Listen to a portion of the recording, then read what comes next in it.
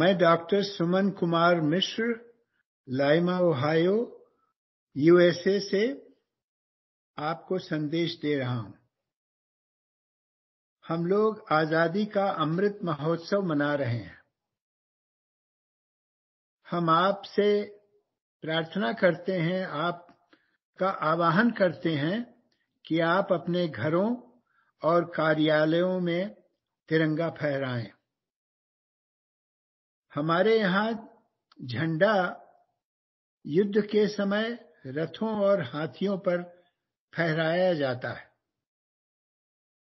हमें याद है 75 साल पहले जिस दिन हम आजाद हुए, हवाई जहाज से पर्चा गिराया गया और स्कूल के आंगन में जौनपुर में मैंने वो पर्चा उठाया। उस पर लिखा था, आज से हम स्वतंत्र हो गए। आपको बताऊंगा कि उन दिनों टीवी नहीं था, कोई इंटरनेट नहीं था। उस पर्चे को ले जा करके मैंने अपने माताजी को दिया और उनसे पूछा, इसका मतलब क्या है? तो उन्होंने बताया कि अब हमारे ऊपर कोई नहीं, अपने आप हम लोग अपना राज करेंगे। भारतीय संविधान ने तिरंगे को भारत का प्रतीक घोषित किया है। इसके 3 रंग हमें प्रेरणा देते हैं कि हम देश की सेवा के लिए मिलकर शौर्य, बलिदान, शांतिपूर्वक सत्य का पालन करते हुए हमें देश की सेवा करनी चाहिए। झंडे में सम्राट अशोक का धर्म चक्र हमें नियम पालन करने का संकेत देता है। हमें सब नियमों का पालन करते हुए देश की सेवा करनी है। भारत कोई साधारण देश नहीं है। संस्कृत के श्लोक में कहा है, अत्र जन्म राहरेरपि सत्तम कदाचिल्लित मते जंतुर मानुष्यम पुण्य संचयात। हजारों जन्म के, हजारों पुण्य कर्म से के संचय के बाद भारतवर्ष में जन्म होता है। एक बार एक अमेरिका में चीनी दोस्त ने मुझसे अनुरोध किया कि भारत की मिट्टी ले आइए, मैं उसको अपने पूजा स्थल पर रखूंगा। उन्होंने बताया कि चीन में लोग मानते हैं कि बहुत पुण्य करने पर भारत में जन्म होता है। जन्म होने के बाद सही या गलत राह पर चलना हमारे ऊपर है। आज भ्रष्टाचार चारों तरफ फैल गया है और यह देश के विकास में बाधा बन रहा है। आपका आह्वान करता हूं कि आप संकल्प लीजिए कि आप भ्रष्टाचार के विरुद्ध एक सिपाही बने। भारत माता की जय। जय Hind.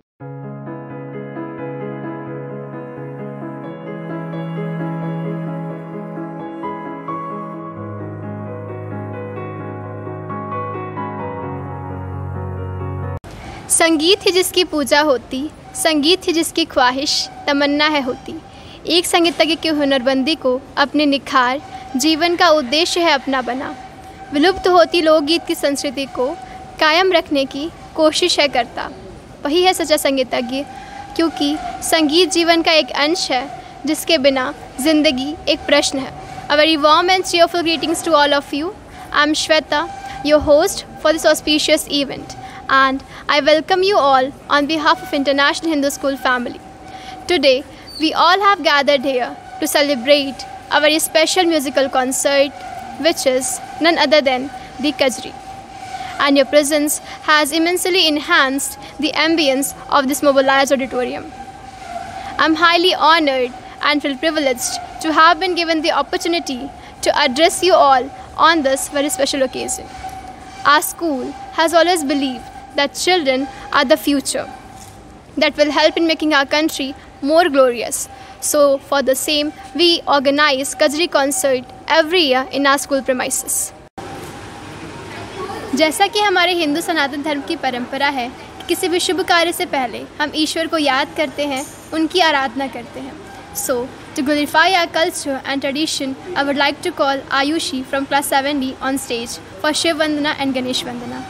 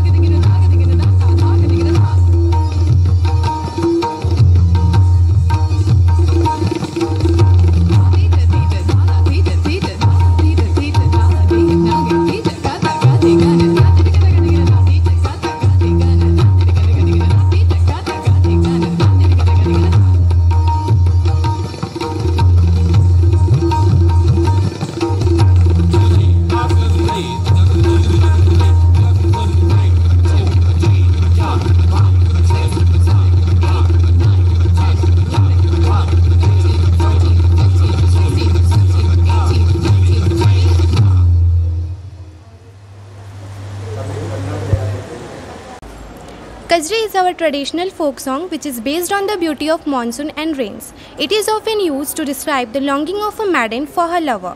As the black monsoon come hanging in the sky, the style is notable. As additional, Kajri song added to the dark clouds which nurtures, devastates, brings life. Rains have inspired poets, artists, musicians, writers to create some of their most compelling works. Similarly, Kajri music traditions has been described by the monsoon. कजरी वर्षा ऋतु का लोकगीत है जिसे श्रावण के महीने में गाया जाता है.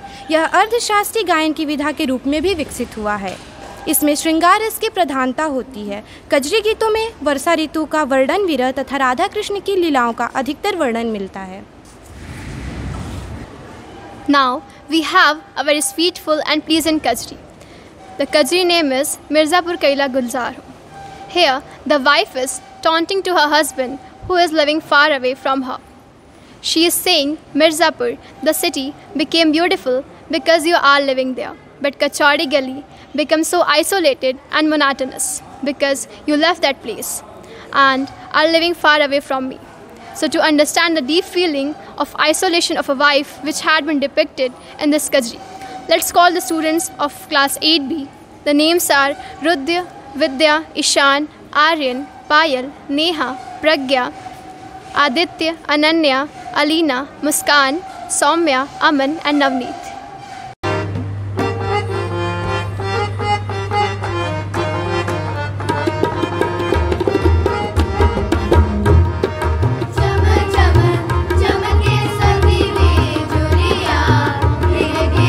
Ay, Madariana.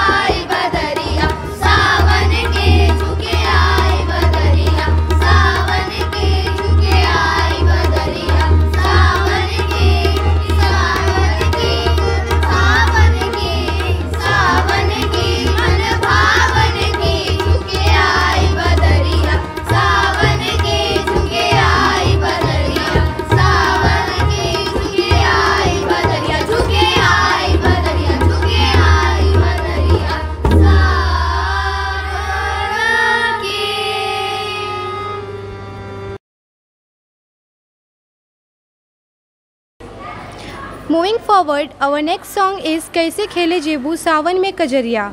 This means this song depicts that a wonderful weather of Kajri where Nanad, it means sister-in-law, is ready to go out play Kajri. But a lot of tremendous cloud in the sky and it seems it will rain. So Bhabhi asked to her Nanad that how will you go? So I call the student of class 8th A, Manshvi, Arya, Dhruvika, Shambhavi, Astha, Ratna, Gopi, Tanya, Adhya and Anshika.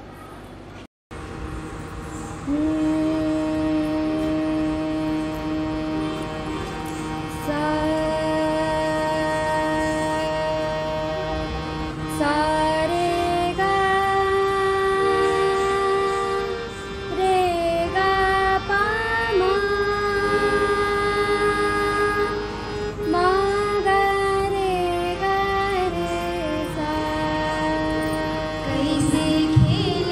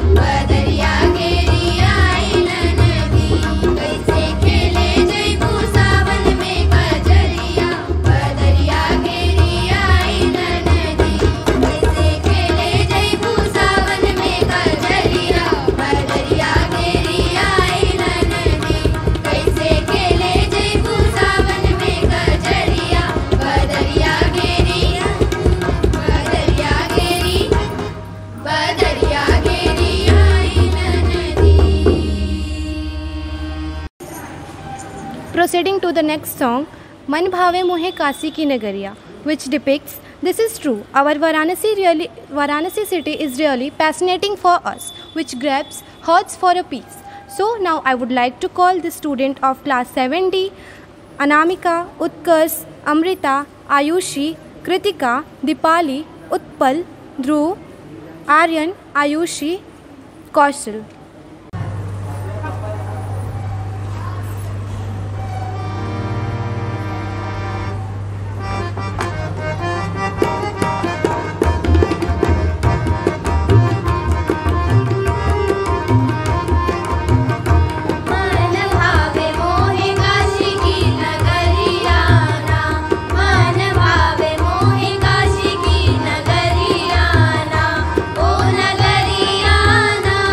O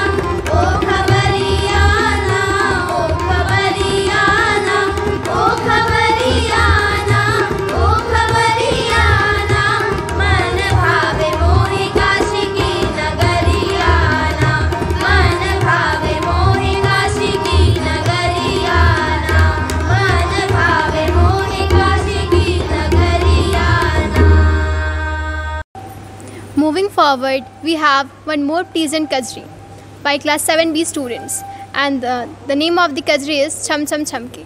And the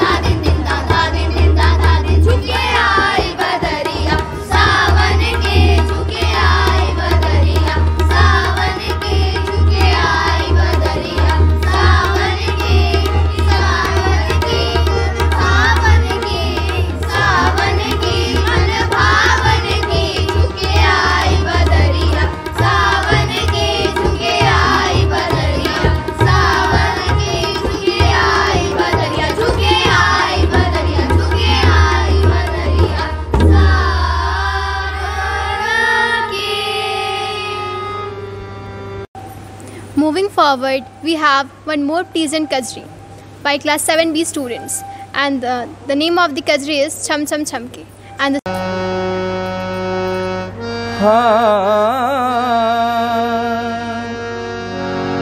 आज़ादी का अमृत महोत्सव, तिरंगा शान है, हम सभी का अभिमान है। बायाज़ादी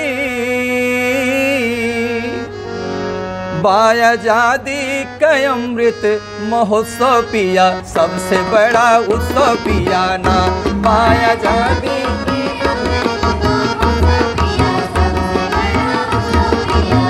हो बायाज़ादी का अमृत महोत्सव पिया, सबसे बड़ा उत्सव पिया ना।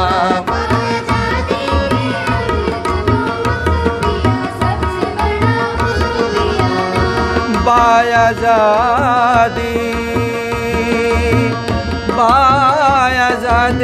हो बायाज़ादी का अमृत महोत्सव पिया, सबसे बड़ा उत्सव पिया ना।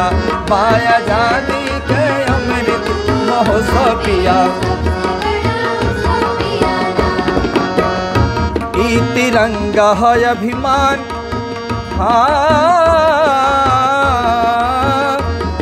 तिरंगा है अभिमान, बोले सारा हिंदुस्तान।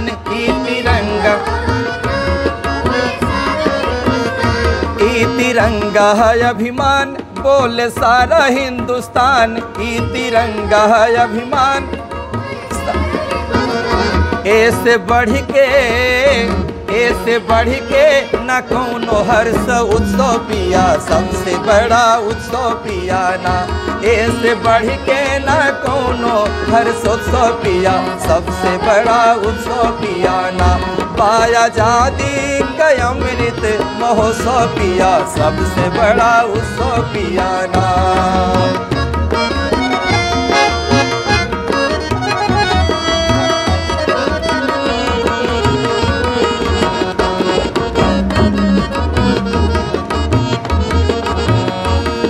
तिरंगा लहरादा, तिरंगा लहरादा, तिरंगा लहरादा, सारी दुनिया के दिखादा।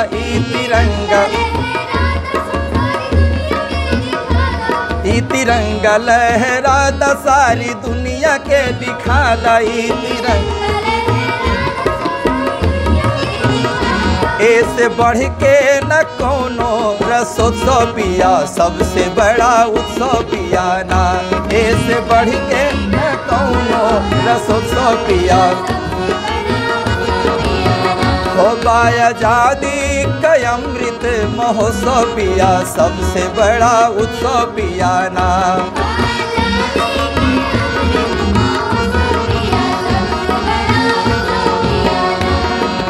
75 साल बायाज़ादी बेमिसाल। 75 साल बायाज़ादी बेमिसाल, बायाज़ादी बेमिसाल, बायाज़ादी बेमिसाल। धरती और नभ में होला झंडा उत्सव पिया, सबसे बड़ा उत्सव पिया ना। धरती और नभ में होला झंडा उत्सव पिया, सबसे बड़ा उत्सव पिया ना। बायाज़ादी के अमृत बायाज़ादी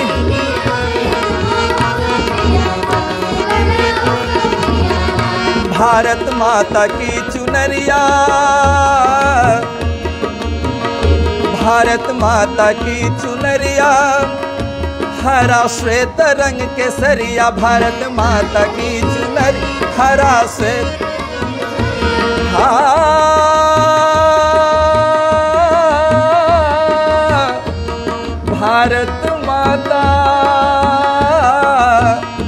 भारत माता की चुनरिया, हरा श्वेत रंग केसरिया।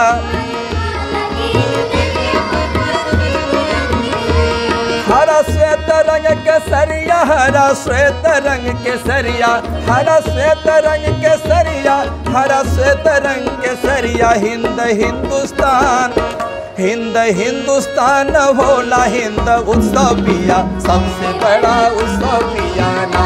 हिंद हिंदुस्तान होला हिंदोत्सव पिया, सबसे आजादी का अमृत महोत्सव पिया, सबसे बड़ा उत्सव पिया ना। आजादी का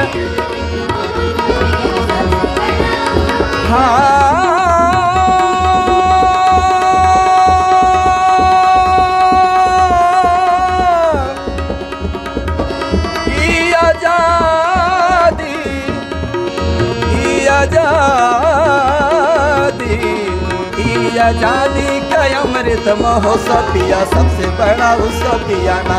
आजादी का अमृत महोत्सव पिया, सबसे बड़ा उत्सव पिया, सबसे बड़ा उत्सव पिया, सबसे बड़ा उत्सव पिया ना।